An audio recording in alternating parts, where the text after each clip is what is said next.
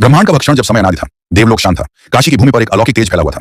पार्वती जी और भगवान शिव हिमालय से काशी की ओर चल रहे थे। यात्रा लंबी थी, लेकिन उस दिन धरती कुछ अलग ही ऊर्जा से भरी हुई लग रही थी। पार्वती जी के कानों में चमक रहा था एक दिव्य कर्णफूल, जिसे स्वयं विष्णु ने उन्हें शादी के समय भेंट किया था। भगवान शिव ने मुस्कुराते हुए कहा, उमा, आज इस भूमि पर तुम्हारा एक रत्न अमर होगा। पार्वती ने आश्चर्य से पूछा, कैसे शिव बस मौन रहे?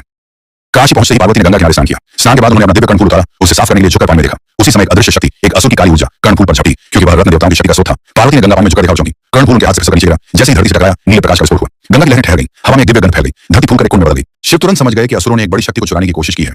शिव का तीसरा नेत्र हल्का लाल हुआ। उन्होंने त्रिशूल उठाया और धरती को छुआ। धरती कांप गई और कर्णफूल की रक्षा के लिए वहां प्रज्वलित हुई अक्षय अग्नि। यह आग साधारण नहीं थी, यह वह आग थी जो देवताओं का तेज लेकर बनी थी, समय के अंत तक जलने की शक्ति रखती थी, आत्माओं को मोक्ष देने वाली थी। शिव बोले, यहाँ जो भी देह छोड़ेगा, मैं स्वयं उसे मोक्ष दूंगा और यह अग्नि प्रलय तक नहीं बुझेगी। आज वही अग्नि मणिकर्णिका घाट पर निरंतर जलती है, दिन रात सदियों से। कर्णफूल के गिरने से जो कुंड बना, उसकी गहराई सामान्य नहीं थी। एक बार शेषनाग स्वयं कर्णफूल के गिरने से जो कुंड बना, उस स्थान पर प्रकट हुए। उन्होंने शिव को प्रणाम किया, बोले, प्रभु, यह स्थान मेरे लोक से जुड़ गया है। कुंड के तले एक मार्ग खुला है, जहां से नागलोक की ऊर्जा इस पृथ्वी को स्पर्श करेगी। शिव ने कहा, यही संतुलन रहेगा, ऊपर देव, नीचे नाग और बीच में मनुष्य का मोक्ष। मणिकर्णिका कुंड के तले एक गुप्त सुरंग है। कभी कभी पानी नीला चमकता है, रात में हल्की हिस्सम जैसी ध्वनि सुनाई देती है। समय बीता, मनुष्य बढ़े और अंततः कर्णफूल के स्थान के पास एक विशाल घाट बनाया गया। मणिकर्णिका घाट सिर्फ घाट नहीं, मोक्ष का अंतिम चरण है। मणिकर्णिका घाट यही जन्म हुआ संसार की सबसे प्राचीन निरंतर जलती अग्नि का केंद्र। यहाँ मृत्यु कोई अंत नहीं, बल्कि शिव की बाहों में प्रवेश है। जिसे दुनिया डर कहती है, काशी उसे उत्सव कहती है। इसलिए मणिकर्णिका घाट पर मृत्यु को रोया नहीं जाता, देहरूपी बंधन से मुक्ति मानी जाती है।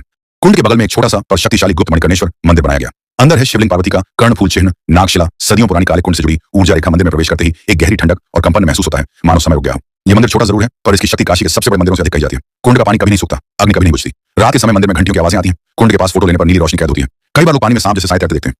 मणिकर्णिका घाट पर अनंत अग्निचिता 5000 वर्षों से लगातार जल रही है। मणिकर्णिका घाट पर अघोरी रात में तांत्रिक साधना और शव साधना करते हैं। मणिकर्णिका घाट पर शव को चिताग्नि से पहले गंगा जल से स्नान कराया जाता है। मणिकर्णिका घाट पर कुछ चिताएं बिना लकड़ी छुए जल उठती हैं। मणिकर्णिका घाट पर कुछ अघोरी साधना के लिए विशेष चिता की राख लेते हैं, राख से लेप लगाकर ध्यान करते हैं। मणिकर्णिका घाट पर कुत्ते जानवर भी घाट पर अजीब व्यवहार करते हैं।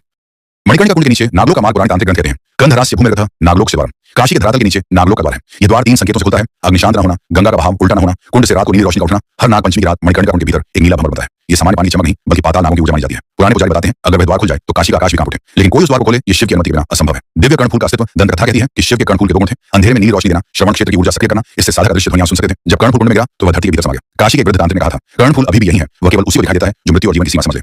रात के 3 बजे कुंड के नीचे एक नीली रेखा चमकती है, वो कर्णफूल की सूक्ष्म ऊर्जा मानी जाती है।